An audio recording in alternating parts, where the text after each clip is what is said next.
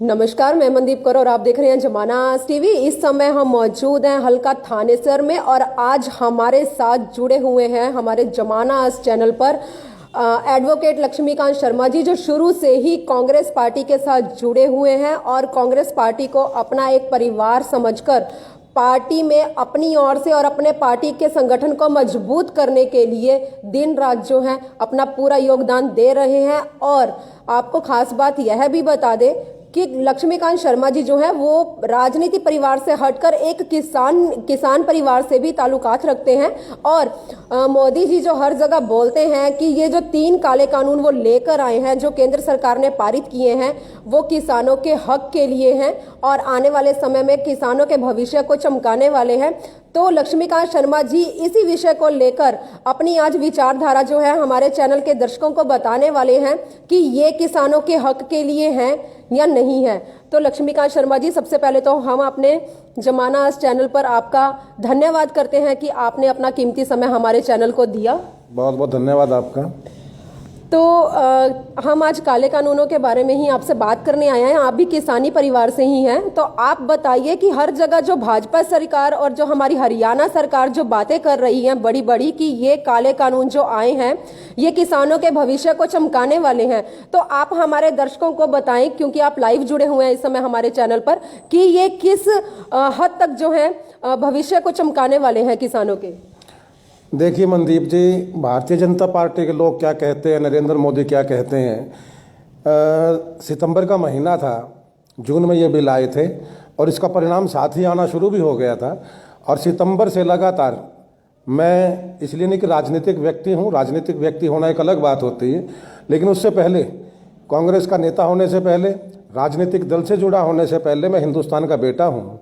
इस देश की मिट्टी का जो अन्न पैदा करती है वो अन्न मेरी रगों में है और इसीलिए मैं सितंबर महीने से ही लगातार इन बातों को लेकर के जनता के बीच में भी जा रहा हूँ, आम आदमी को भी जा रहा हूँ, अप्रोच करता हूँ और मीडिया में भी लगातार इस बात को मैं बता रहा हूँ कि ये जो तीनों अध्यादेश हैं जो नरेंद्र मोदी लेकर के आए हैं, चोरी से लेकर के आए हैं, बेईमानी से लेकर के आए हैं, छल कपट से लेकर के आए हैं, राज्यसभा में जबरन बिल पास करवाए गए हैं।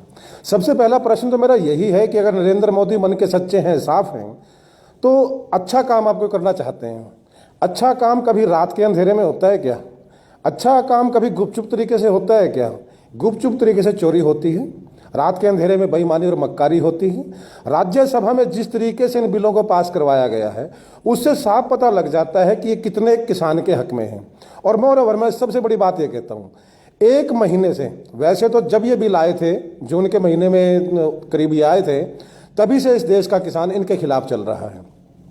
लेकिन अगर पिछला 1 महीना लगा दिया जाए, आज पूरा 1 महीना हो चुका है कि पूरे हिंदुस्तान का किसान दिल्ली के बॉर्डर पर बैठा हुआ है और मैं हर रोज देख रहा हूँ। मैं वहाँ गया भी हूँ एक बार, मैं सबको मैंने देखा भी है, तकरीबन हर किसान संगठन को मैंने देखा वहाँ पर, कि हर व्यक्ति अब एक बात कहता है कि भैया हमें नहीं चाहिए ये बिल, हमें नहीं चाहिए तीनों बिल। अगर ये इतने अच्छे बिल होते कम से कम किसी को तो बताते, कोई तो बताए। नरेंद्र मोदी आज तक एक आदमी को भी ये बात नहीं समझा पाए। इतना जरूर करते हैं कि 10 दिन के बाद, 15 दिन के बाद किराए के 2-4 लोगों ले आते हैं, उनको किसान बनाते हैं और एक समर्थन का प्रस्ताव दिलवा देते हैं और उसके बाद वो जो 4-5 लोग आकर के समर्थन करते हैं बिलों का, वो कहीं नज़र नहीं आते, ना उनके बारे में बताया जाता है कि वो किसान है क्या नहीं है। भारतीय जनता पार्टी के लोग किस तरीके से इनको समर्थन बता रहे हैं कि किसान के हक में है, तो यह हमारी समझ से परे की बात है। लेकिन मेरा व्यक्तिगत तौर पर यह मानना है, एक किसान होने के नाते, मैंने ज़्यादातर बिलों के कुछ अंश देखे हैं। देखिए, पूरे के पूरे बिल पढ़ना जो है वो बड़ा दूर की बात है, लेकिन जितना मैंने तीनों बिलों को देखा है और मैं 4-5 महीने से इस मुद्दे के साथ जुड़ा हूँ, तीनों ही बिल केवल किसान की बात नहीं है। मैं यहाँ ये स्पष्ट कर देना चाहता हूँ आपके चैनल के माध्यम से कि हिंदुस्तान के लोगों को, ये तीनों बिल अगर लोग ये सोचते हैं कि किसान की लड़ाई है, ये किसान की लड़ाई किसान सरकार के साथ है, तो मैं यहाँ पर बड़ा स्पष्ट कर दूं, आज शायद मेरी बात हल्की लगे, लेकिन मैं दावे के साथ कहता हूँ कि आने वाले वक्त में हिंदुस्तान की जनता मेरी बात को नोट करेगी कि ये तीनों बिल केवल किसान के लिए नहीं है, ये हिंदुस्तान की आम जनमानस को तबाह करने के लिए है, बर्बाद करने के लिए, खासतौर पर मध्यम वर्ग और जो गरीब तबका है उसको बर्बाद करने के लिए तीनों के तीनों बिल बिल्कुल पूरी तरह से किसान के खिलाफ हैं। और आज मैं भारत की जनता से, देश की जनता से अनुरोध भी करता हूं आपके माध्यम से कि अब वक्त है। जब देश पर गुलामी थी, देश गुलाम था, अंग्रेजों के खिलाफ किसानों ने सबसे पहले हथियार उठाए थे। जो लोग क्रांतिकारी बने थे वो किसान परिवारों से आते थे। आज फिर जब हिंदुस्तान को नरेंद्र मोदी, उस वक्त ईस्ट इंडिया कंपनी थी, अब डबल ए कंपनी है, मैं इसको डबल ए कंपनी बोलता हूं, अंबानी अडानी कंपनी। जब इस देश को आर्थिक रूप से गुलाम बनाने के लिए नरेंद्र मोदी ने अंबानी और अडानी को चुना है, ऐसे दौर में फिर हिंदुस्तान के किसान ने आवाज़ उठाई है। और इस देश की जनता को मैं अनुरोध करूंगा कि बिल्कुल खुल करके इस देश के किसान के साथ आएं। इस आर्थिक आज़ादी की लड़ाई में, ये आर्थिक आज़ादी की लड़ाई है, कोई और लड़ाई नहीं है। हिंदुस्तान के बच्चों के भविष्य के लिए आर्थिक आज़ादी की लड़ाई में हिंदुस्तान के जनमानस को किसान के साथ जोड़ना चाहिए। आप भी एक किसान हैं, क्या आप दिल्ली गए अब तक? जो वहाँ पर जन आंदोलन किसान जो है कर रहे हैं, अब तक आप एक भी बार वहाँ पर दिल्ली जाकर आए हैं किसानों के समर्थन के लिए? जी बिल्कुल, मैं एक बार गया हूँ। और तो मैं आपको एक बात पूछना चाहूंगी, दिल्ली गए आप, कितना समय लगा कर आए वहाँ पर? मैं एक दिन गया था। आप एक दिन के लिए गए थे।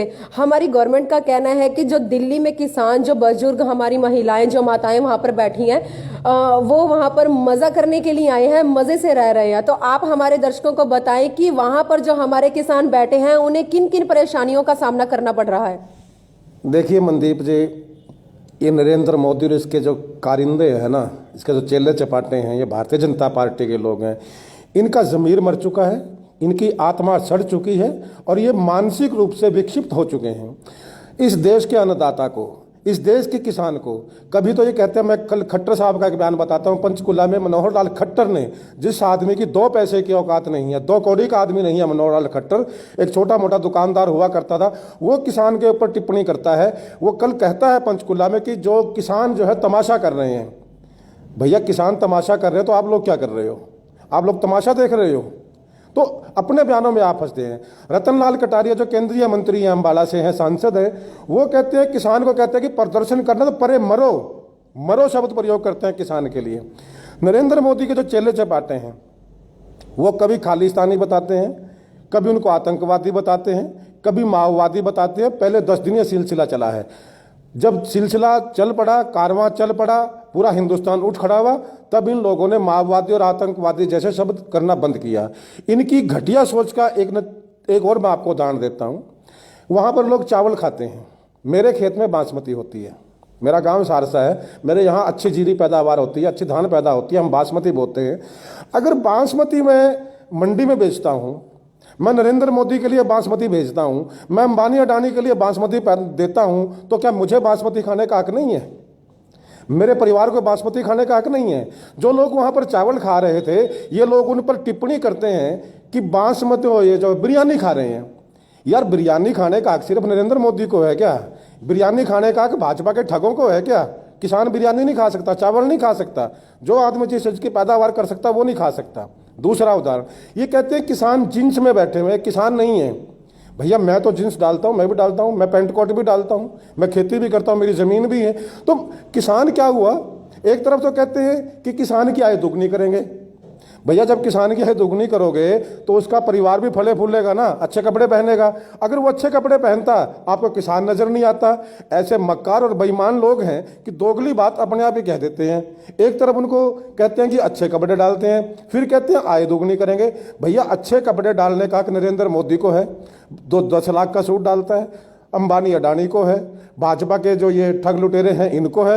मतलब आम आदमी को जींस डालने का हक नहीं है, आम आदमी को गाड़ी में चलने का हक नहीं है। इन्हें खुश होना चाहिए। देखिए मैं यहाँ पर कोई किसी की पार्टी की वैसे बात करना नहीं चाहता था, लेकिन फिर भी मैं बता देना चाहता हूँ, ये शायद कांग्रेस की नीतियों का परिणाम था। फिर भी कहीं ना कहीं, बेशक ये किसान का मामला है, लेकिन जो अच्छा करेगा भाई वो अच्छा कहलवाएगा, जो बुरा करेगा तो बुरा उसको कहना पड़ेगा। कहीं ना कहीं अगर इस देश का किसान जींस डालने लगा है, कहीं ना कहीं इस देश का किसान गाड़ी में घूमता है, मेरे पास भी गाड़ी है, कहीं ना कहीं इस देश का किसान अगर अच्छी पैदावार करता है और अच्छा खाता है तो उसका श्रेय किसी को जाता होगा, वो पुरानी सरकारों को जाएगा। मतलब आप उसको अप्रिशिएट करने की बजाय उसको कंट्राडिक्ट करते हैं। आप कहते हैं किसान वहाँ पे मज़ा करते हैं, तो नरेंद्र मोदी साहब अगर किसान वहाँ पर मज़े करते हैं तो आकर तू भी ले लेना मज़ा। हम देंगे तेरे को।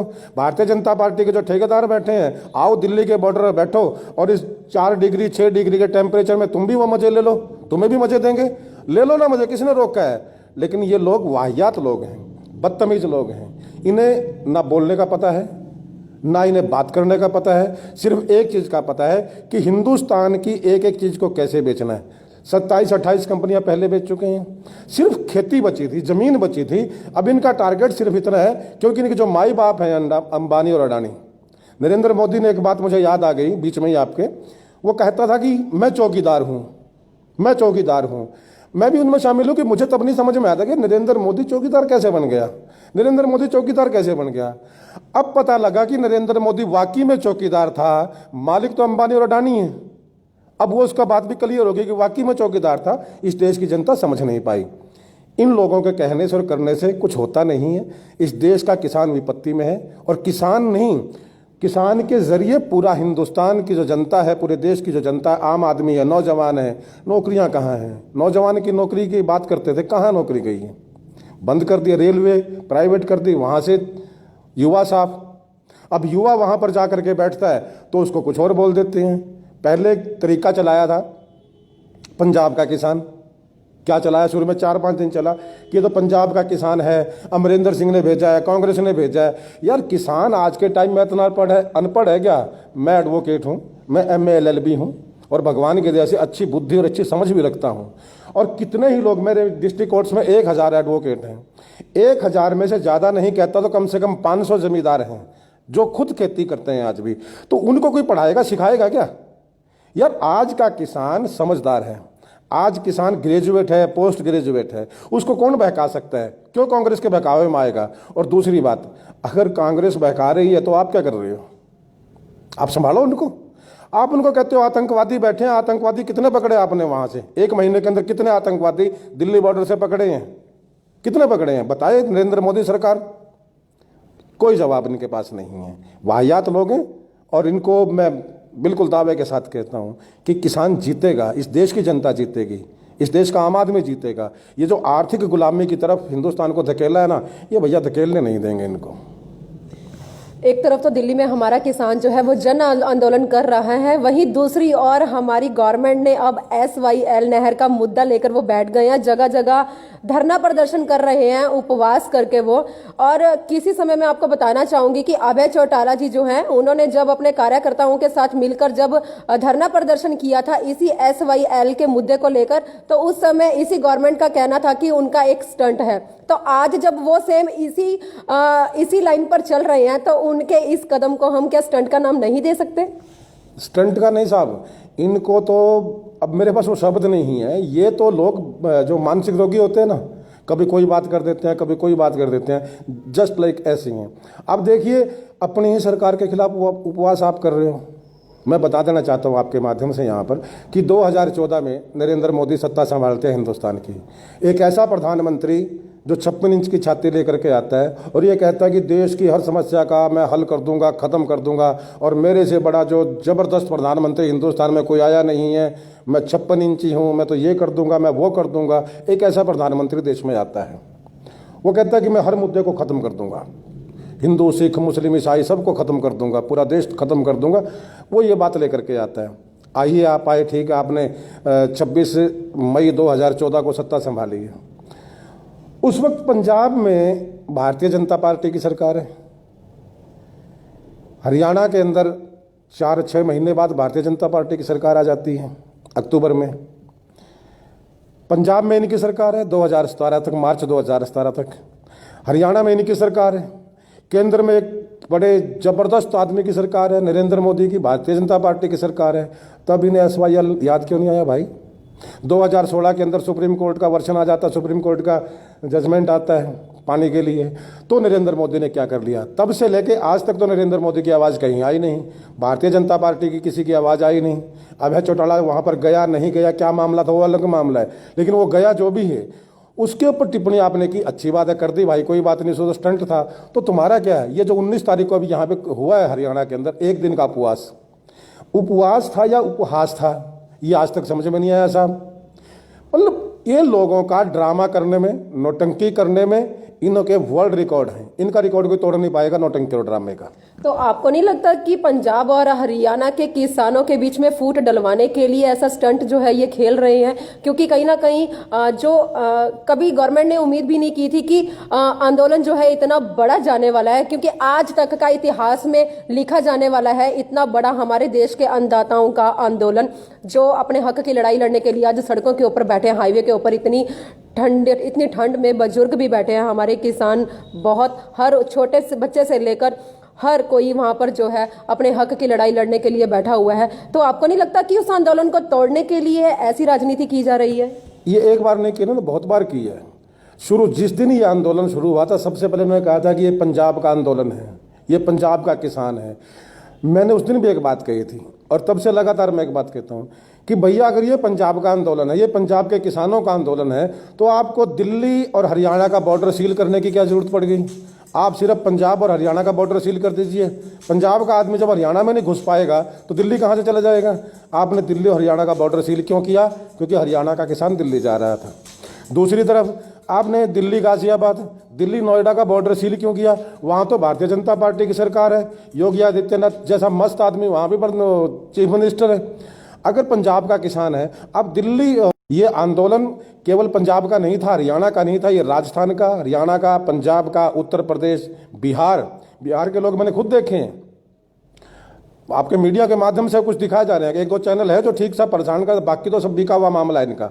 लेकिन सोशल मीडिया को मैं बधाई भी देता हूँ, कुछ चैनल जो इनको ठीक दिखा रहे हैं, आप दिखाने लगे हैं। लेकिन शुरू में तो मामला ही कुछ और था, लेकिन जो चैनल दिखा रहे हैं मैं उनकी प्रशंसा भी करता हूँ कि चलो एक सच्चाई सामने आ रही है। उन्होंने बिहार का मामला 2 दिन पहले दिखाया है कि बिहार के किसान कह रहे हैं कि मक्के की एमएसपी 2250 रुपये है और मक्का खरीदा जा रहा है 900 रुपये के हिसाब से। तो वो बिहार का किसान है भाई, हरियाणा का थोड़ी है। रात एक व्यक्ति ने बड़ी अच्छी बात करी है, एक चैनल पर डिबेट चल रही थी, उसने कहा है कि आप आइए, अगर सरकार ये कहती है कि ये पंजाब या हरियाणा का किसान है तो आप वहाँ पर आइए दिल्ली बॉर्डर पर, जहाँ जहाँ भी किसान बैठे हैं, और एक एक का आधार कार्ड लिंक कीजिए, आपका पता लग जाएगा कहाँ कहाँ के किसान हैं। पश्चिमी बंगाल का किसान है, झारखंड का किसान है, बिहार का किसान है, उत्तर प्रदेश मध्य प्रदेश का किसान है। अरे जहाँ जहाँ इनकी सरकारें हैं, ये कहते हैं हम समझाएंगे, ये कहते हैं कभी कहते हैं हम समझाएंगे किसान को। भैया किसको समझाओगे? उत्तर प्रदेश का किसान दिल्ली में बैठा है, उत्तर प्रदेश में आपकी सरकार है। हरियाणा का किसान दिल्ली बैठा है, हरियाणा में आपकी सरकार है। बिहार का किसान दिल्ली बैठा है, बिहार में आपकी सरकार है। मध्य प्रदेश का किसान दिल्ली बैठा है, वहाँ आपकी सरकार है। किसको समझाओगे? आप आरोप लगाते हो अपोजिशन पर। भैया अगर अपोजिशन, पहली बात आप कहते हैं कि अपोजिशन रही नहीं। देखिए दोहरा मापदंड लोगों का। नरेंद्र मोदी खुद कहता है कि अपोजिशन तो हिंदुस्तान में मैंने खत्म कर दी। जब तूने अपोजिशन खत्म कर दी यार, तो वहां पर कौन सी अपोजिशन है जो किसान को भड़का रही है? और जहां जहां तेरी सरकारें हैं, भारतीय जनता पार्टी की सरकारें हैं, वहां के किसान को कौन भड़का रहा है? पंजाब में कांग्रेस की सरकार है ना, पंजाब में भड़का लेंगे। राजस्थान में कांग्रेस की सरकार है, वहां भड़का लेंगे। हरियाणा में, उत्तर प्रदेश में, मध्य प्रदेश में, बिहार में, झारखंड में तो भारतीय जनता पार्टी की सरकारें हैं। यहां कौन भड़का रहा है? यहाँ तो सिर्फ एक ही मुद्दा चला हुआ है कि अंबानी और अडानी जो इनके पेरेंटल गाइड हैं, इनको कैसे खुश रखना है, हिंदुस्तान की एक एक चीज़ को कैसे बेचना है, हिंदुस्तान को कैसे गिरवी रखना है, सिर्फ ये मामला चला हुआ है। कभी कोरोना के नाम पर किसान को नहीं जाने देंगे भैया। यार किसान जाए दिल्ली में तो कोरोना फैलता है। आप लाखों की भीड़ इकट्ठा करो, आप सारे कोरोना फ्री हो गया। मुझे तो कहीं ना कहीं यह भी लगता है कि शायद कोरोना का भी समझौता भारतीय जनता पार्टी से है। भाई अगर भारतीय जनता पार्टी भीड़ करे तो तुझे नहीं आना भाई, दूर रहना है, और कोई और भीड़ करे तो वहां पहुंच जा। अजीब माहौल देश का बना दिया जी, बिल्कुल अजीब माहौल है। हमारे देश के हालात जो हैं आज इतने ख़राब हो चुके हैं कि बॉलीवुड जो एक्ट्रेस हैं वो भी हमारी देश की जो माएँ हैं उनके लिए जो है बहुत ही गलत टिप्पणियां दे रही हैं। जैसा कि आप जानते ही हैं, आपकी नॉलेज में ही है ये चीज़, कंगना रनावत की बात कर रही हूँ मैं। उसने जिस बुजुर्ग के ऊपर मतलब एक कमेंट किया है, वो बुजुर्ग माता जो है वो पंजाब की माँ नहीं है, ठीक है। वो जो गाली दी है वो सबकी माँ को दी है उसने गाली। तो मतलब इतनी शर्म की बात है कि आज जो है गवर्नमेंट जो है इतना मतलब ऐसे ऐसे स्टंट खेल रही है कि अब एक्ट्रेस भी आगे आने लगी हैं हमारे देश की माँओं को कमेंट करने के लिए। तो क्या कहना चाहेंगे? ये भारतीय जनता पार्टी की सरकार जब से बनी है ना इस देश में, इनका करैक्टर यही है। पहले तो मैं आपको थोड़ी सी बात बताता हूँ कि कानून का कोई मामला होता है, कानून व्यवस्था की बात करनी होती है, वहाँ पे जवाब किसका बनता है? कानून मंत्री का। जवाब कौन देता है? कृषि मंत्री। कृषि का मामला आता है, वहाँ पे जवाब कौन देगा? गृह मंत्री। गृह मंत्रालय का मामला आएगा तो जवाब कौन देगा? शिक्षा मंत्री। शिक्षा का मामला आएगा, जवाब देगा रक्षा मंत्री। इनकी कोई गाइडलाइन नहीं है। जब इनसे कुछ नहीं बन पड़ा, अब ये कभी कहते हैं, उसको कहते हैं कि परिवारवाद की बात करते हैं। हेमा मालिनी, धर्मेंद्र, सन्नी देओल, तीनों एक ही घर में रहते हैं कि छत के नीचे रहते, तीनों को सांसद बनाते हैं कौन? भारतीय जनता पार्टी। ये क्या नौटंकी है? देश के अंदर नौटंकी ये लोग कर रहे हैं। कंगना रनावत के ऊपर मैं टिप्पणी करूं तो मुझे लगता है कहीं ना कहीं मेरा ना कोई मामला और खड़ा हो जाए, क्योंकि ऐसी वाहियात और तो मैंने इस हिसाब से देखी नहीं। कौन है कंगना रनावत? मेरे 3 इंटरव्यू कंगना रनावत पर स्पेशल हो चुके हैं मनदीप जी, मैं आपको दिखाऊंगा फुर्सत में बैठ के। एक क्वेश्चन कहना चाहूंगी मैं बीच में आपकी बात रोकते हुए कि कंगना रनावत जो है अपने आप को एक मिसाल देती है, अपने आप को लक्ष्मी भाई का एक रूप कहती है। हाँ। क्या हमारे देश की लक्ष्मी भाई ऐसी थी? मैं इसी का जवाब आपको देता हूँ। वो कहती है कि मैंने लक्ष्मी बाई का एक फिल्म में रोल किया है। जहाँ तक मैंने वो फिल्म नहीं देखी, क्योंकि मैं उसकी नंगी पंगी फिल्में देखता नहीं कभी भी, ना मेरी संस्कृति अलाउड नहीं करती। वो कहते हैं कि लक्ष्मी बाई मैं हूँ, किस लिए हूँ? कि मैंने लक्ष्मी बाई का रोल किया है एक फिल्म के अंदर। ठीक है, मैंने मान लिया, मैं तेरे को सलाम करता हूँ महारानी लक्ष्मी बाई, तूने एक फिल्म में रोल किया, कंगना तुझे सलाम है। लेकिन जिन 100 फिल्मों में तूने 25% कपड़े डाल करके, 25% बदन पर कपड़े डाल करके तूने रोल किए हैं, जिन फिल्मों में तूने गंदी औरतों के रोल किए हैं, जिन फिल्मों में तूने दारू पी करके, शराब पीते हुए, अपनी सिगरेट मुंह में डालते हुए रोल किए हैं, उसका लेबल कौन लेगा? वो भी तो लेना साथ में। तो लक्ष्मी बाई एक फिल्म में रोल करके लक्ष्मी बाई बन गई, लेकिन जिन 99 फिल्म में जिनमें तो गंदे रोल करे तूने किए हैं, उनका क्रेडिट किसको दें? उसकी भी तेरे को देना पड़ेगा ना, तो उसके बारे में क्या कहें? उसका तो सवाल यही बनता है। और अब इनके ऊपर सिवाय हंस के कुछ नहीं आता। मानसिक रूप से जो लोग दिवालिये हो ना, अब देखिए एक बड़ी सीधी सी बात है, मतलब मूर्ख को अगर कोई आदमी मूर्ख कहता है तो बेइज्जती अपनी होती है, क्योंकि जब हमें पता है कि सामने वाला मूर्ख है तो उसको मूर्ख मैं कहूँ, यार तू मूर्ख है यार, जब तेरे को पता ही है तो कहने की जरूरत ही क्या है? अंधे को अंधा कहना मेरे ख्याल से खुद को अंधा बनाने जैसी बात होती है। और मेरा इन लोगों के ऊपर टिप्पणी, जब भारतीय जनता पार्टी के जो लोग हैं ना, और कंगना रनावत क्या करेगी? उसे तो यही नहीं पता कि वो है कौन है, आई कहाँ से है, क्या किया। जो आदमी जहाँ पर जिस जगह का, अब मैं उसके बयान पर जाना नहीं चाहता, मामला थोड़ा लंबा हो जाएगा। उसने जो बयान दिए, उसने एक स्टेटमेंट दी थी कि मैंने फिल्मों में रोल करने के लिए समझौते किए। मैं उसके शब्द दोहराना नहीं चाहता, उसने यहीं तक रखूंगा मर्यादा को, कि मैंने फिल्मों में काम पाने के लिए ये समझौते किए।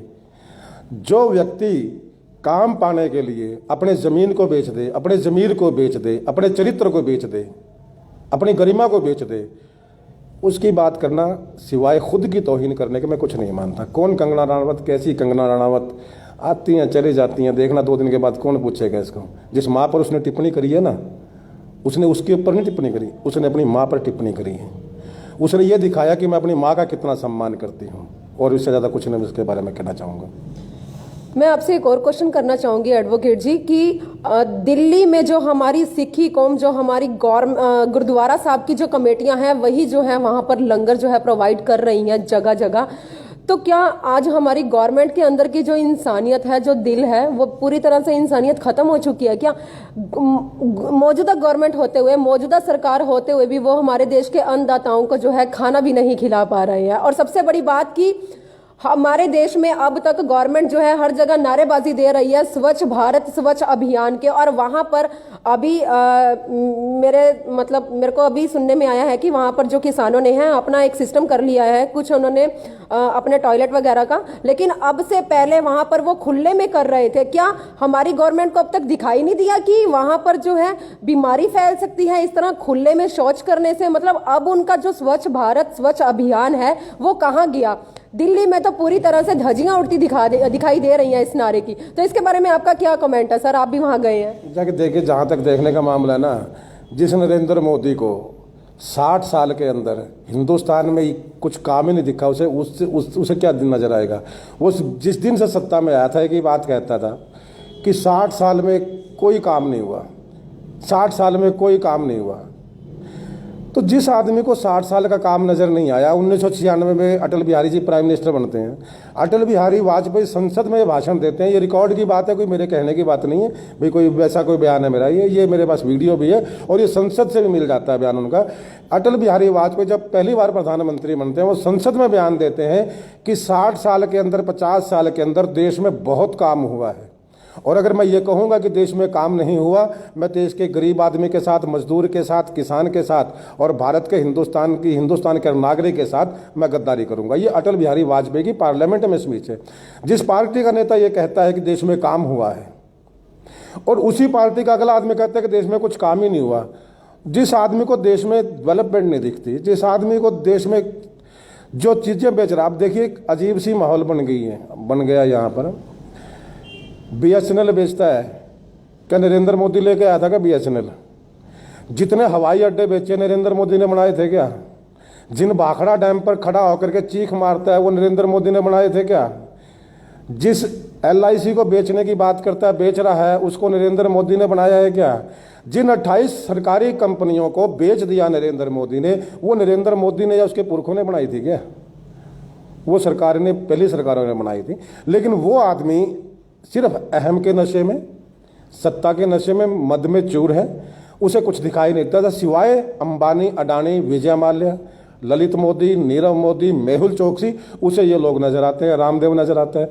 जो लोग हिंदुस्तान का पैसा डकार लें उसे वो नजर आते हैं। जो हिंदुस्तान की तकदीर बनाना चाहते हैं, वो चाहे गरीब आदमी है, चाहे मजदूर है, चाहे किसान है, उसे वो कभी नजर नहीं आता और ना उसके हक की कभी बात करता है। मैं यहाँ पर एक बात और बता देना चाहता हूँ, आपके इस चैनल के माध्यम से देश की जनता देख रही है कि जो 3 किसान के बिल हैं, ये बार बार MSP और मंडी की बात आती है कि MSP खत्म नहीं करेंगे, मंडी खत्म नहीं करेंगे। यार MSP लिखकर आप दे नहीं रहे, कानून आप बना नहीं रहे, और ये खाली MSP का मामला नहीं है, ये किसान समझ चुका है। MSP जो है वो सरकारी खरीद के साथ जारी रहनी चाहिए कि सरकारी खरीद, आप बेशक आप टाइम फिक्स करें कि इन 2 महीनों में धान की फसल की सरकारी खरीद होगी, इसमें गेहूं की सरकारी खरीद चलेगी, सरकारी खरीद जरूर जारी रहनी चाहिए।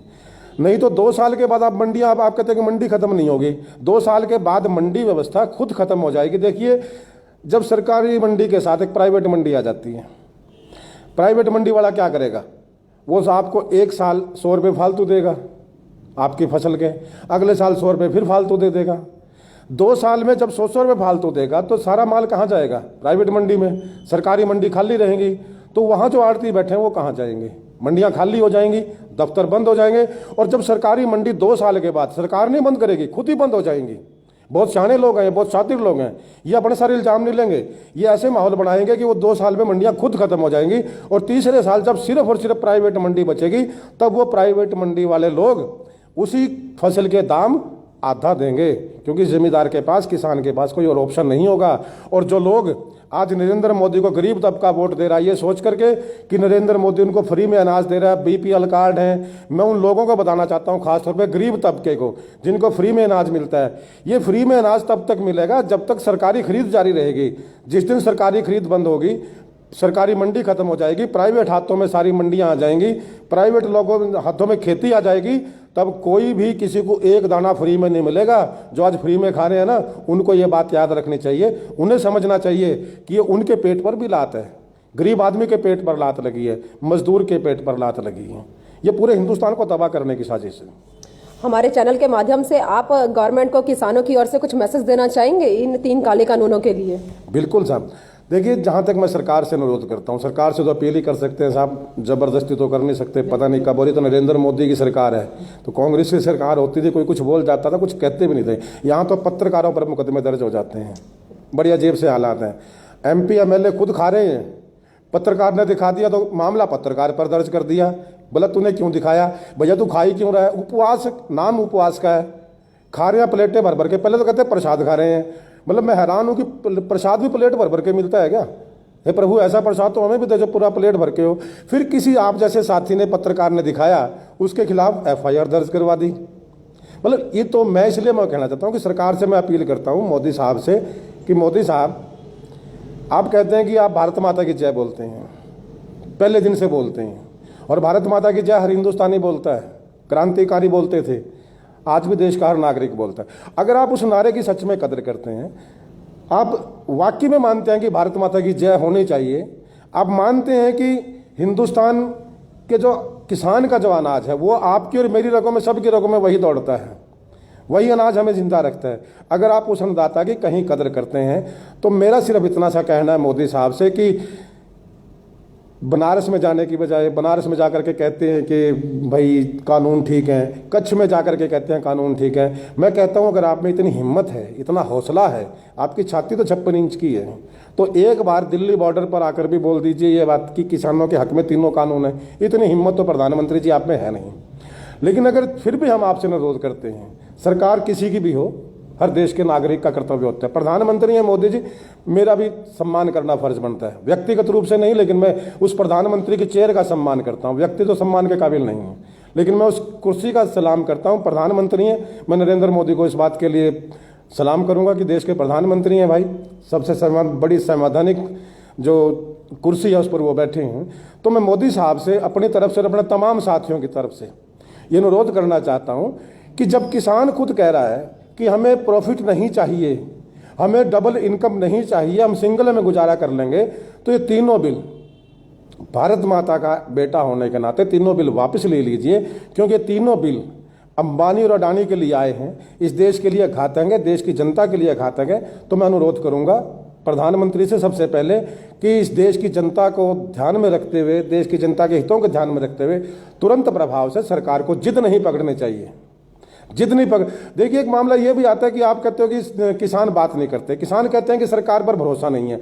आप क्यों ना एक ऐसा काम करें कि फिलहाल इन तीनों बिलों को होल्ड कर दीजिए, स्थगित कर दीजिए, बातचीत कीजिए किसानों के साथ, या आप किसानों को समझा लें या किसानों की बात समझ जाएं, लेकिन प्लेटफॉर्म तो बनाएं। तीनों बिल वापस होने चाहिए। और दूसरा, मैं किसान भाइयों से भी जो कहना चाहूँगा कि पूरा देश आज किसान के साथ है, पूरा देश किसान की तरफ देख रहा है। ये आर्थिक आज़ादी का मामला है, 3 बिलों का मामला नहीं है, देश की आर्थिक आज़ादी का मामला है। किसान सच की लड़ाई लड़ रहा है, देश की आज़ादी की लड़ाई लड़ रहा है, और ये जंग जारी रहेगी। जैसे कि किसान नेताओं ने कहा है कि रात भी एक टीवी चैनल पर मैं देख रहा था, उन्होंने बड़े स्पष्ट शब्दों में पूछ लिया कि ये लड़ाई कब तक जारी रहेगी, तो किसान भाइयों ने कहा है कि जब तक आखिरी सांस है ये लड़ाई जारी रहेगी। तीसरा, मैं हिंदुस्तान के आम नागरिक से अपील करना चाहता हूँ और हाथ जोड़ करके विनती करता हूँ मध्यम वर्ग के लोगों से और गरीब आदमी से कि किसान अपने पेट की लड़ाई आज नहीं लड़ रहा, किसान हिंदुस्तान के हर आदमी के हक की लड़ाई लड़ रहा है। अगर ये तीनों बिल लागू रहे, सरकार ने तो लागू कर दिए, वापस ना हुए, तो इस देश के लोगों को बता देना चाहता हूँ कि ये जो टमाटर, ये जो प्याज, ये भिंडी, ये आलू, ये जो आप रेहड़ियों पर खरीदते हैं, ये जो छोटी दुकानों पर, सब्जी की दुकानों पर खरीदते हैं, ये आपको यहाँ नहीं मिलेंगे, आपको मॉल में मिलेंगे। और इसका उदाहरण आप यहीं से ले लीजिए कि किसान का मक्का 900 रुपये क्विंटल खरीदते हैं, आटा प्राय छोटी दुकानों पर 25-30 रुपये किलो मिल जाता है, लेकिन जो अंबानी का आटा है 150 रुपये किलो मॉल में मिलता है। 46 रुपये किलो अंबानी पैकेट बनाता है कणक के। तो मैं आम देश के नागरिकों को बताना चाहता हूं कि अगर ये तीनों बिल लागू एज इट इज रह गए, तो किसान तो कहीं ना कहीं शायद फिर भी अपने खाने के लायक अनाज पैदा कर लेगा। मेरे पास अगर 10 एकड़ ज़मीन है तो मैं तो 9 को छोड़कर 1 एकड़ में अपनी फसल बना लूँगा, चलो भाई अपना पेट तो मैं पाल ही लूँगा अपने बच्चों का। लेकिन देश के आम नागरिक का क्या होगा?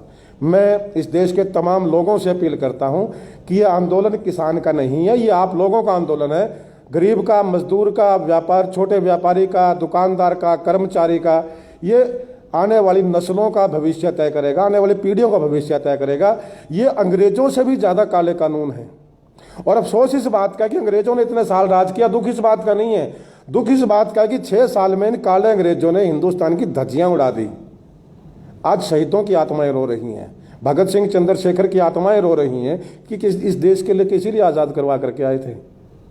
आपको याद होगा 1907 के अंदर एक ऐसा ही कानून आया था, अंग्रेज लोग लेकर के आए थे। तब भगत सिंह के चाचा सरदार अजीत सिंह ने उस आंदोलन का नेतृत्व किया था और 9 महीने वो आंदोलन चला था। 9 महीने के बाद वो कानून वापस हुए थे। मैं नरेंद्र मोदी साहब को चेताना भी चाहता हूँ और बताना भी चाहता हूँ कि किसान है भैया, बैठ गया, यूँ तो ना उठेगा। अच्छा यही है कि जितनी जल्दी वापस हो सके इस कानूनों को वापस ले लिया जाए। तो आज हमने आपको एडवोकेट लक्ष्मीकांत शर्मा जी से रूबरू करवाया, जिनका कहना है कि वो भी एक किसान परिवार से हैं और एक किसान परिवार से होने के नाते वो तो इन 3 काले कानून जो लाए गए हैं, केंद्र सरकार लाई है, उनसे बिल्कुल भी संतुष्ट नहीं है। और आज हमारी गवर्नमेंट के आगे ये अपने पूरे परिवार की ओर से और खुद भी जो है एक अपील कर रहे हैं, विनती कर रहे हैं कि ये 3 काले कानून जब हमारे देश के किसान को नहीं चाहिए तो उन्हें रद्द करने की पूरी से पूरी और जल्द से जल्द कोशिश की जाए। और बहुत ही शर्म की बात है कि सबका पेट भरने वाला आज हमारे देश का अन्नदाता, हमारे देश का गौरव जो है, सड़कों के ऊपर इतनी ठंड में जो है धरना प्रदर्शन कर रहे हैं। और बहुत सारे जो हमारे किसान भी हैं, जो सभी को इंसाफ दिलाने के लिए बहुत सारे किसानों ने जो है अपने प्राण भी जो है दे दिए हैं। आज हमारी गवर्नमेंट को जो है उन किसानों की और उन किसानों के परिवारों की ओर जो है गौर करना चाहिए कि उनका परिवार जो है किस सदमे से जो है गुजर रहा है। और इस आंदोलन को जो है प्लीज राजनीति उसका नाम ना दिया जाए कि ये विपक्ष की राजनीति है। आज हम आप गवर्नमेंट से एक विनती करना चाहेंगे कि हमारे देश का जो किसान है वो कोई दूध पीता बच्चा नहीं है। उन्हें भी पता है कि उनका जो उनके लिए सही और गलत क्या है। आज हमारी गवर्नमेंट जो है विपक्ष की राजनीति का भी इस आंदोलन को जो है नाम दे रही है और कहीं ना कहीं जो है पंजाब और हरियाणा के किसानों के बीच में जो अपने आप को भाई भाई बोलते हैं, उनके बीच में किसी तरह की फूट डलवाने के लिए जो है कोई ना कोई जो है हथकंडे अपना रही है। आज हर भारत देश का जो नागरिक है गवर्नमेंट के आगे जो है हाथ जोड़कर विनती कर रहा है, आंखें बिछाए बैठा है कि जल्द से जल्द इन 3 काले कानूनों को वापस लिया जाए, ताकि हमारे देश के जो किसान हैं वो अपने जीवन को, अपने भविष्य को उज्जवल तरीके से जो है जी सके। आगे की जानकारी के लिए हमारे जमाना आज चैनल के साथ जुड़े रहें। जमाना आज चैनल को ज़्यादा से ज़्यादा लाइक करें, कमेंट करें, शेयर करें। वीडियो जर्नलिस्ट मनप्रीत के साथ यमुनानगर से मनदीप कौर की रिपोर्ट।